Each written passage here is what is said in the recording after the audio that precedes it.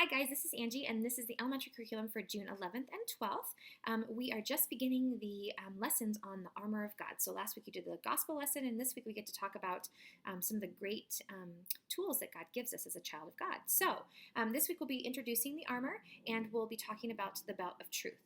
So your memory verse is still the same, Proverbs 3, 5, and 6. So if you want to go ahead and do that in the morning, at the beginning, that's awesome. And then you have a transition game. This transition game is a true or false game. So basically one end of the classroom is the start line and the other end is the finish line. And each child gets to take one giant step forward every time they answer a question correctly. So you'll give them a series of true or false questions. Is it true that the sun circles the earth? Right? If they answer the correct question, they all can jump forward. If the answer was true, those who answered true stay. If the answer was false, they have to take a step back, right? So they just keep leaping forward for every time they get the answer correct. So you'll have a series of questions that I give you, but you know your kids a lot better than I do, so just come up with some fun questions that you think would engage them.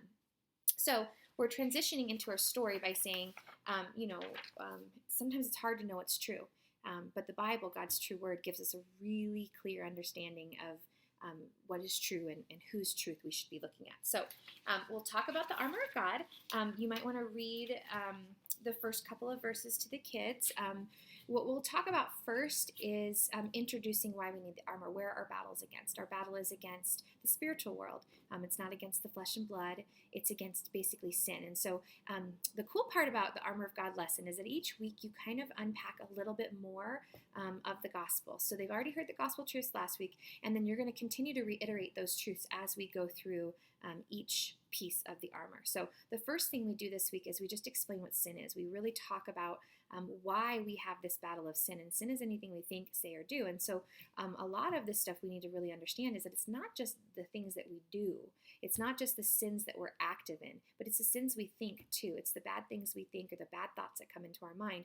And it's really important for our kids to understand what sin is so they can understand how to use and how to deploy these pieces of armor. So we're going to give them a brief description of the different 6 pieces, and then we're going to go into much more detail about the belt of truth. So the Bible says, Ephesians 6:14 says, stand firm then with the belt of truth buckled around your waist. Now, all month long, we will be giving an analogy of a Roman soldier. So you have lots of pictures on your disc to show them what Roman soldiers looked like. And so basically we explain a little bit about what the belt was used for in a Roman soldier's outfit, what the sword was used for, what the armor, what the breastplate was used for, what the helmet was used for. And there'll be pictures each week to go along with it so they can visualize why a Roman soldier needed it for his physical body.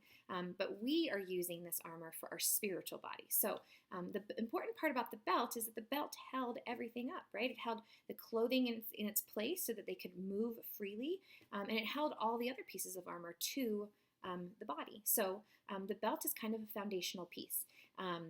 And the belt of truth, right? Knowing what's true is what helps keep us on the right track. So you're going to talk about truth and what truth means. And I tried to write this in a way that would be really applicable to these kids' life so that they could really understand this concept of truth. So we talk a little about in the lesson about thinking thoughts that are true, using your intellect to see what is true. And then we kind of unpack that and see why you really can't use your intellect to see what is true. And then we talk a little bit about emotions. Some people use their emotions. They feel this is true, and so it must be true. And so we talk a little bit and unpack that, why emotions aren't a really great way to identify what is true. And then we get to the crux of it, right? The idea of where we find ultimate truth, the 100% truth, and that's from God, from God's true word. God is the creator of truth, and all that God says is true. And so when we follow God's way, when we follow what God says, we know that we are always following the true and right way. Let's see how we finish this. We just talk about being able to walk in victory by walking in God's truth. And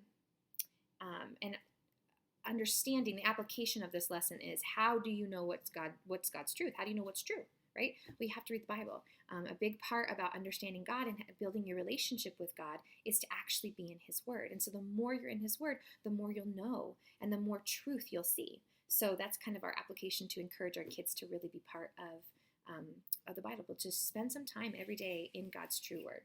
Okay, each week you will have a mini-me character. The kids will be creating their own version, mini-me, armored version of themselves throughout these 4 weeks. So you'll keep these for each kid each week until the very final week. So this first week, you're going to be adding hair and the face and the belt of truth.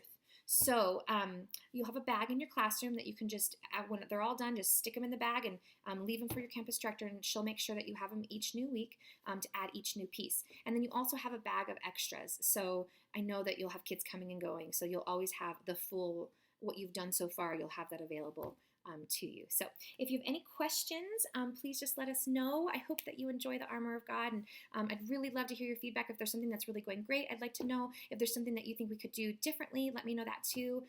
This is all just, we do this together, so I really appreciate your hearts for these kids, and I appreciate you being in these classrooms and just sharing God's incredible gifts, incredible promises, and His Word with these children is such a great thing. So thank you so much.